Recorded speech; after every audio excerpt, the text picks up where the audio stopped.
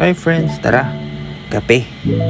Pero bago ang lahat, dito kami bumili ng coffee bean sa Iloilo Coffee House. So ang in-order namin yung Dagyang Blend Premium Robusta. Pagkatapos, dinala ko siya sa Manila. So hindi na siya Iloilo Coffee House, kundi Mandaluyong Coffee House na siya kasi dito ko siya ibubrew. Ito na, ihanda na natin ang ating mga kagamitan para sa pag-brew ng kape. Sige, simulan na natin. Ang inuna namin, coffee bean. Mag-grind tayo ng coffee bean. 18 grams yan.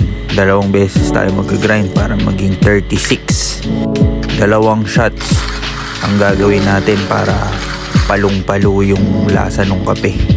Hindi ko na ipapakita kung paano i-grind kasi baka abutin tayo ng bandila pag pinakita namin yung pag-grind namin ng 2 shots. Tapos magpakulo tayo ng tubig hanggang umabot ng 100 degrees Celsius. Ito na rin pala yung ginamit namin na oat milk, yung oat side kasi bagay na bagay ito sa kape.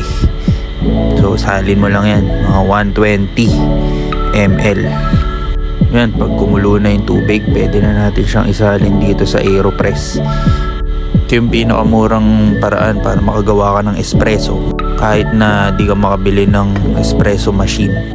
Haluin lang natin hanggang kumalat yung mga grinded na coffee bean para ka lang naghahalo ng nilaga. So takpan na natin, iwan natin mga 60 seconds para lumasa yung kape. Then yan, press na natin.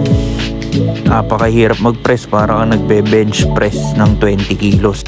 Kinat na natin. Ayan, voila, 2 shots ng Dagyang Blend. Lagyan natin ng Alaska kasi walang tatalo dito para mabuo na ang ating Spanish latte. Sama lang ang ating 2 shots Dagyang Blend.